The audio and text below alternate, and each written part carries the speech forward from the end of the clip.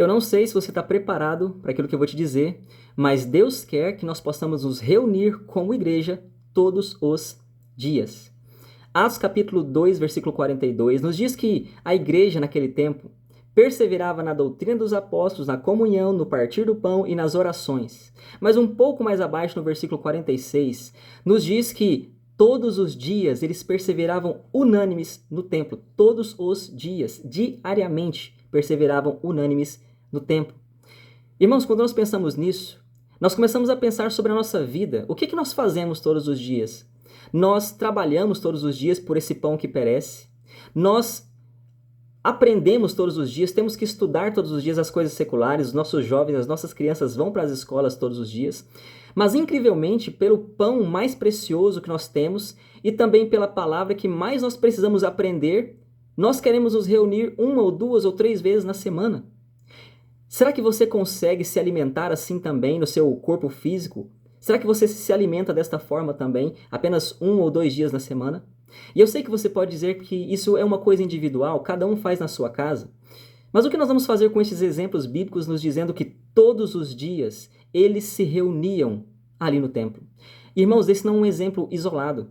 Se você for para Atos capítulo 5, versículo 17, você vai ver que algumas pessoas, algumas autoridades, eles recolheram à prisão pública os apóstolos.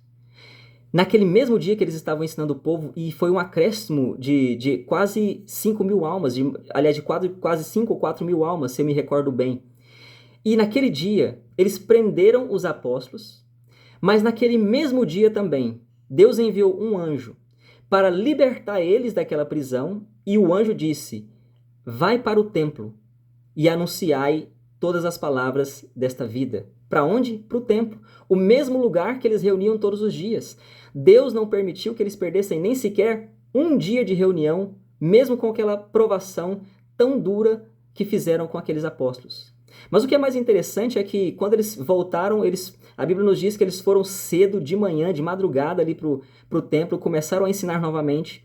Mas aquelas pessoas prenderam eles novamente, açoitaram eles, e eles disseram para que eles não pudessem mais ensinar o povo e nem falar nesse nome de Jesus. E adivinha o que eles fizeram? Eles foram açoitados. Então aquelas pessoas liberaram eles debaixo daquela ameaça, e a Bíblia nos diz que mesmo assim, todos os dias não cessavam de ensinar e nem de pregar Jesus, o Cristo. Irmãos, nem debaixo de açoite eles paravam. Por que nós vamos parar?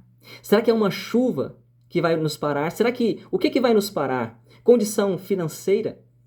Será que a igreja também não pode ajudar aqueles que têm talvez um pouco mais de dificuldade para que essas reuniões possam acontecer todos os dias? Eu sei que é difícil, eu sei que perdemos muitas coisas, mas o que você quer perder? O que você prefere perder?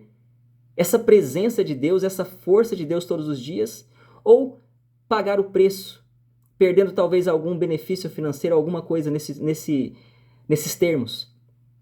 E não é também um exemplo isolado, irmãos, apenas isso, mas quando nós vamos para Atos capítulo 19, nós vamos ver que Paulo começa a pregar em Éfeso, numa sinagoga. E ali ele pregava só nos sábados. Olha só que interessante, sinagogas se reuniam apenas nos sábados, mas igrejas todos os dias. E quando nós vemos eles ali, Paulo ele está pregando ali, tentando falar com os discípulos, mas começaram a zombar, começaram a rejeitar aquele ensino. Então ele separa aqueles que realmente estão de acordo, aqueles que realmente querem ouvir. E ele leva eles para um lugar chamado a Escola de Tirano. Nessa Escola de Tirano, a Bíblia nos diz que todos os dias, diariamente, durante 2 anos, Paulo pregou, Paulo ensinou aquelas pessoas diariamente, todos os dias. Então, irmãos, nós temos vários exemplos que nós podemos olhar para a palavra de Deus, e eu sei que é difícil, mas é o que Deus quer de cada um de nós. Que nós não possamos, irmãos, colocar o trabalho em primeiro lugar, ou o estudo destas coisas deste mundo em primeiro lugar. Todas essas coisas vão passar. Mas o Senhor diz: as minhas palavras não passarão.